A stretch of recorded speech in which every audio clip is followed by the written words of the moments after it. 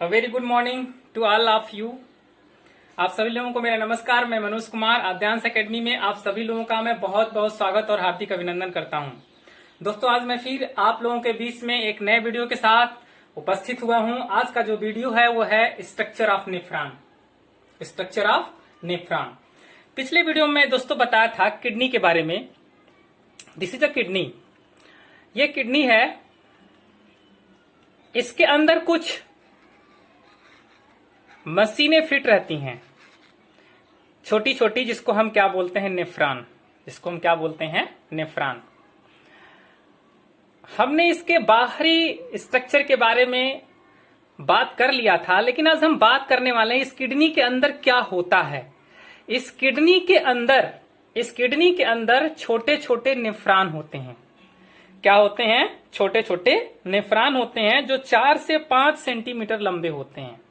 कितने सेंटीमीटर लंबे होते हैं? 4 से 5 सेंटीमीटर। कुछ नेफ्रॉन बड़े होते हैं, कुछ छोटे होते हैं। इनका आधा भाग ये कॉर्टेक्स है और इधर बीच वाला भाग मेडुला कहलाता है। तो कॉर्टेक्स में आधा भाग और आधा भाग मेडुला में इनका फैला होता है। और ये जो ओपन होते हैं, रीनल पेल्विस से यूरेटर, यूरेटर से यूरिनरी ब्लैडर। तो दोस्तों, बात करने वाले हैं हम आज, जैसे इस स्ट्रक्चर में आप देख लीजिए, यहां पे क्या आप देख रहे हैं कि ये हमारा नेफ्रॉन है। ये जो है हमारा कलेक्टिंग ट्यूब्यूल्स है। ये ओपन हो रहा है किसमें? रीनल पेल्विस में। रीनल पेल्विस कहां ओपन हो रहा है? Ureter, ureter, urinary bladder. Okay. सबसे पहले दोस्तों हम ये बता देना चाहते हैं कि हमारे शरीर में हमारी जो किडनी है, इस किडनी के अंदर लगभग 2 मिलियन, कितना? 2 मिलियन ऐसी ट्यूब लाइक स्ट्रक्चर नेफ्रॉन पाए जाते हैं। कितने? ऐसे 2 मिलियन। यदि इसको आप जोड़ करके, यदि इन सब चीजों को, इस सभी को जोड़ दिया जाए तो 60 किलोमीटर, मोर देन 60 किलोमीटर की लंबाई बन जाएगी। एक तार बनेगा, एक पाइप बनेगा, मोर देन 60 किलोमीटर की एक तार बन जाएगा, एक पाइपलाइन बन जाएगी। यदि इसको निकाल करके, इस किडनी से निकाल करके सभी नेफ्रॉन को आपस में जोड़ दिए जाएं तो 60 किलोमीटर लंबा पाइप बन जाएगा। हम बात करने वाले हैं दोस्तों कि इस नेफ्रॉन के अंदर होता क्या है। हमने कई वीडियो में, पिछले वीडियो में, उससे भी पहले वीडियो में बात किया था कि जो ब्लड में गैसियस चीज होता है, उसका फिल्ट्रेशन, उसका शरीर से बाहर निकलना फेफड़े के द्वारा होता है, लंग्स के द्वारा होता है। लेकिन जो डिजॉल्व चीजें हैं ब्लड में, जो घुलनशील चीजें हैं, वो कहां से निकलेंगी? वो हमारा जो फिल्ट्रेशन का काम होता है वो नेफ्रॉन के अंदर होता है, किडनी के अंदर होता है। किडनी के अंदर ढेर सारे नेफ्रॉन होते हैं। अप्रोक्सीमेटली लगभग 2 मिलियन नेफ्रॉन होते हैं। इस नेफ्रॉन के अंदर जो ब्लड में घुलनशील चीजें हैं, ऐसी चीजें जो लंग्स से बाहर नहीं निकल सकती, उसको निकालने के लिए ये हमारा जो किडनी है वो काम करता है। कुछ ड्रग्स हैं, उसका भी फिल्ट्रेशन इसी के अंदर होता है। ओके। अब बात आती है, सबसे पहले हम बात कर लेते हैं कि इसके स्ट्रक्चर के बारे में बात करते हैं। हमने बात बता दिया कि कितनी संख्या होती है, कहां पे उपस्थित होता है, ये सारी बातें हो गई। लेकिन अब इसके अंदर क्या होता है, इसके बॉडी पार्ट्स क्या हैं, इसके अंदर कौन कौन से पार्ट है, उसको जरा आप देख लीजिए ध्यान से। इसका ये जो आप देख रहे हैं, इसको हम बोलते हैं, पहले इस वाले भाग को देख लिए, इतने से ही ये वाला भाग यहां पे अलग किया गया है। इसको हम बोलते हैं अफरेंट आर्ट्रियोल्स, इसको हम बोलते हैं इफरेंट एट्रियोल्स। इसका जो भाग है थोड़ा चौड़ा होता है और इसका जो भाग है वो थोड़ा पतला होता है। इस वाले भाग को हम बोलते हैं women capsule. Women capsule, women capsule की जो डिस्कवरी है वो विलियम वोमेन्स ने किया था। ये अंग्रेजी वो थे, मेडिसिन विभाग में काम करते थे, यानी एक ये कह लीजिए डॉक्टर। ये 25 ईयर के ओल्ड में ही इन्होंने वोमेन कैप्सूल की डिस्कवरी की थी, खोज किया था। वोमेन कैप्सूल, उसके बाद ये जो आप देख रहे हैं ये इसको हम बोलते हैं ग्लोमेरुलस। ग्लोमेरुलस लैटिन भाषा के ग्लोमर से बना हुआ है। ग्लोमर का मतलब होता है ball of thread. Ball of thread यानी कहने का मतलब यह है, बॉल ऑफ थ्रेड का मतलब यह है कि धागाओं का बना हुआ बॉल, धागों से बना हुआ ball, threads, just like this. यहां पे आप देख रहे हैं कि एक बॉल टाइप में स्ट्रक्चर है लेकिन पाइप का मुड़ा मुड़ा हुआ। Okay, this one is proximal convoluted tubules. अब हम बात करते हैं यहां पे इस ब्रांच को बोलते हैं branch of renal arteries. Branch of renal arteries. Okay, इस पॉइंट्स को बोलते हैं हम अफरेंट आर्ट्रियोल्स, इसको हम बोलते हैं इफरेंट आर्ट्रियोल्स। ओके, अब आगे जैसे बढ़ते हैं, ये कप लाइक स्ट्रक्चर क्या है, वोमेन कैप्सूल।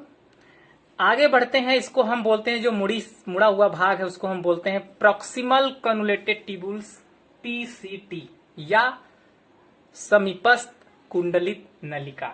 हिंदी में कहें समीपस्थ कुंडलित नलिका। उसके आगे बढ़ेंगे, हेनलेज का लूप है, इसको हम बोलते हैं हेनलेज लूप। हेनलेज लूप, ये भी एक साइंटिस्ट थे हेनलेज। Okay, Henle's loop. उसके आगे बढ़ते हैं tubular parts of nephron. Tubular parts of nephron tubelike structure. Peritubular capillary, ये सब क्या है, कैपिलरीज हैं, पेरीट्यूबुलर कैपिलरीज हैं। This one distal convoluted tubules, ये क्या है, ये जो मुड़ी हुई पाइपलाइन है इसको हम बोलते हैं दूरस्थ कुंडलित नलिका। इस वाले भाग को बोलते हैं कलेक्टिंग ट्यूब्यूल्स। इसको क्या बोलते हैं, कलेक्टिंग ट्यूब्यूल्स। अब इसके बाद हम बात करते हैं कि कैसे हमारे किडनी के अंदर कैसे ब्लड का फिल्ट्रेशन होता है, कैसे ब्लड का फिल्ट्रेशन हमारे किडनी के अंदर होता है, ये बात देखने चल रहा है। यहां से जैसे ही रक्त जाता है तो उस दौरान क्या होता है, यहां पे जो है ये काफी चौड़ा भाग होता है और ये पतला भाग होता है। तो इस चौड़े वाले भाग से, और ये काफी थिन पतला होता है, तो यहां पर क्या होता है कि हाइड्रोस्टैटिक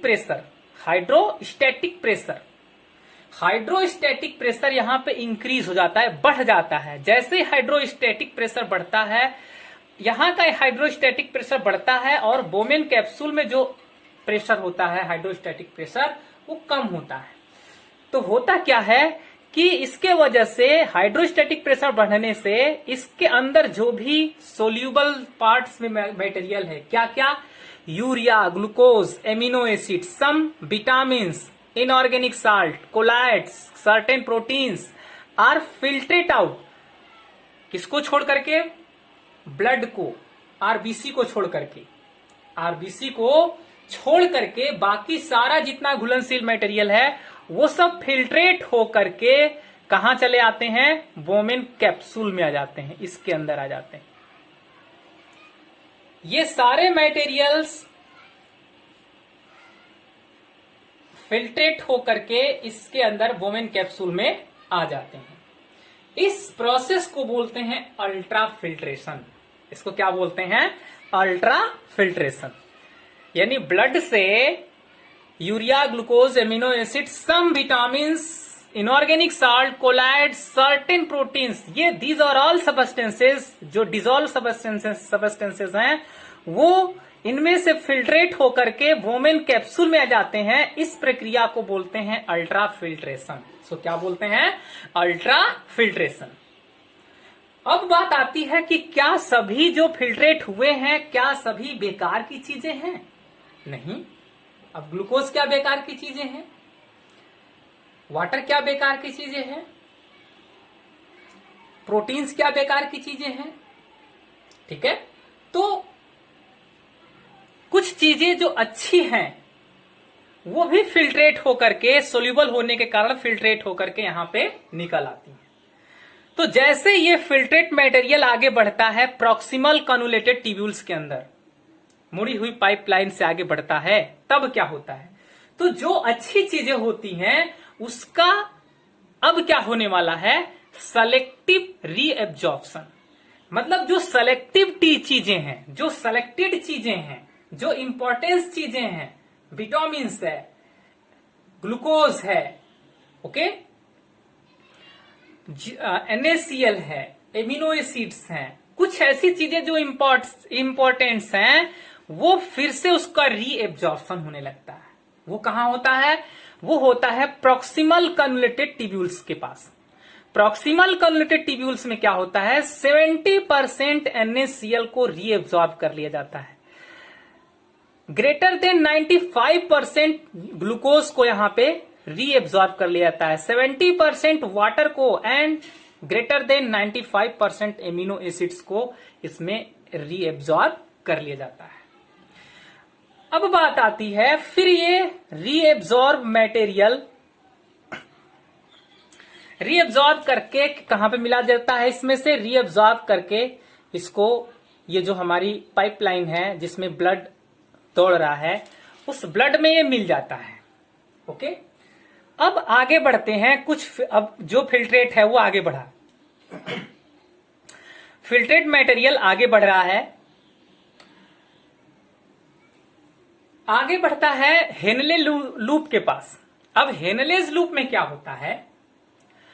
ग्लूकोज है, एमिनो एसिड्स हैं। अब हेनलेज लूप में क्या हो रहा है कि Na 25%, sodium 25%, calcium 25%, potassium 25%, magnesium 60% reabsorb कर लिए जाते हैं इसमें, ब्लड के अंदर फिर से रीएब्जॉर्ब किए जाते हैं।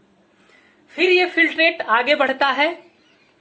ये फिल्ट्रेट आगे बढ़ने के बाद ये कहां पहुंचता है? डिस्टल कन्वोलेटेड ट्यूब्यूल्स के पास। डिस्टल यानी दूरस्थ कुंडलित नलिका के पास क्या होता है कि दूरस्थ कुंडलित नलिका के पास होता है कैल्शियम और सोडियम। कैल्शियम और सोडियम रीएब्जॉर्ब कर लिया जाता है किसमें? पेरिफ्यूलर, ये जो हमारा ट्यूब्यूल्स है इस ट्यूब के अंदर चला जाता है जिसमें ब्लड दौड़ रहा है। पेरीट्यूबुलर कैपिलरी, जो कैपिलरीज हैं इस कैपिलरी में इसे फिर से एब्जॉर्ब कर लिया जाता है। ओके, तो ये पूरी प्रक्रिया क्या हुई? यहां अल्ट्रा फिल्ट्रेशन हुआ और यहां से यहां तक लेकर के क्या हो गया? Selective reabsorption. Selective reabsorption. अब अल्ट्रा फिल्ट्रेशन में अब एक बात उठती है कि कितना फिल्ट्रेट होता है। 125 ml पर मिनट यहां पे फिल्ट्रेशन होता है। कुछ इंपॉर्टेंट बातें, 125 ml पर लीटर, ml पर मिनट, मिलीलीटर पर मिनट। एक मिनट में 125 ml का फिल्ट्रेशन होता है। एक दिन में 180 लीटर फिल्ट्रेट यहां पे आता है, परंतु इस फिल्ट्रेट से जो यूरिन बनता है केवल 1 से 1.5 लीटर ही यूरिन एक दिन में तैयार होता है। फिल्ट्रेट कितना होता है? 180 लीटर, लेकिन यूरिन कितना बनता है? 1 से 1.5 लीटर। कुछ और इंपॉर्टेंट बात बता देना चाहता हूं आपको। Out of 100,000 litre of blood pumps by human hearts, human hearts क्या करता है कि 8000 लीटर्स ब्लड को पंप करता है पर डे, ईच डे, लेकिन केवल 1900 लीटर ब्लड ही पास होता है किडनी में फिल्ट्रेशन के लिए। The entire blood of the body passes through the kidney about 60 times per day. 60 time per day कहने का मतलब यह है कि 8000 लीटर जो हमारा हार्ट है वो पंप करता है, लेकिन 1900 लीटर ही केवल किडनी के रास्ते से ब्लड जो है गुजरता है। Okay, this one is important things. Now अब बात आती है, ये दो बात हो गई, कौन सी? Ultrafiltration and selective reabsorption. Ultrafiltration and selective reabsorption. अब लास्ट वन है ट्यूबुलर सिक्रीशन। अब क्या होता है कि ये जो हमारा ट्यूब है, पेरीट्यूबुलर कैपिलरी, जो कैपिलरी है, उस कैपिलरी से कुछ आयन, कौन सा ion? Hydrogen ion, potassium ion और अमोनियम आयन, ये पुनः इस डिस्टल कन्वुलेटेड ट्यूबुल्स यानी दूरस्थ कुंडलित नलिका में चले जाते हैं, दूरस्थ कुंडलित नलिका में चले जाते हैं, और ये यूरिन के साथ मिल करके कहां चले जाते हैं? कलेक्टिंग ट्यूब्यूल्स में। और कलेक्टिंग ट्यूब्यूल्स से कहां जाते हैं? ये चले आते हैं रीनल पेल्विस में, रीनल पेल्विस से यूरेटर में, यूरेटर से यूरिनरी ब्लैडर में, और यूरिनरी ब्लैडर से शरीर से बाहर निकल जाते हैं। किस फॉर्म में? वेस्ट के फॉर्म में, बेकार की चीजों के फॉर्म में ये चले जाते हैं। तो ये पूरी प्रक्रिया किसके अंदर होती है? इस नेफ्रॉन के अंदर। कौन कौन सी? Ultrafiltration, selective reabsorption and tubular secretion, okay. तो सबसे पहले क्या होता है इसमें? Ultrafiltration Bowman glomerulus Bowman capsule में अल्ट्राफिल्ट्रेशन, उसके बाद प्रॉक्सिमल कन्वर्टेड ट्यूब्यूल से लेकर के डिस्टल कन्वर्टेड ट्यूब्यूल्स तक क्या होता है? सेलेक्टिव रीएब्जॉर्प्शन, एंड लास्ट में क्या होता है? ट्यूबुलर सिक्रीशन होता है। और बेकार की चीजें कहां चली आती हैं? कलेक्टिंग ट्यूब्यूल्स में, कलेक्टिंग ट्यूब्यूल से रेनल पेल्विस से यूरेटर, यूरेटर से यूरिनरी ब्लैडर में, और वो बेकार की चीजें फिर से शरीर से बाहर निकल जाती हैं। तो दोस्तों इस तरह से हमारे शरीर में ब्लड में मिली हुई अशुद्धियों का किडनी में फिल्ट्रेशन होता है, और फिल्ट्रेशन होने के बाद जो बेकार की चीजें होती हैं वो पेशाब के रास्ते से बाहर निकाल दिया जाता है। मुझे उम्मीद है दोस्तों कि ये वीडियो आप लोगों को अच्छा लगा होगा और समझ में भी आया होगा। समझ में आया हो तो वीडियो आप लाइक करें, शेयर करें, सब्सक्राइब करें और बेल आइकन को दबाना ना भूलें, ताकि अगला आने वाला वीडियो आपको सबसे पहले मिले। Thank you, very very thank you.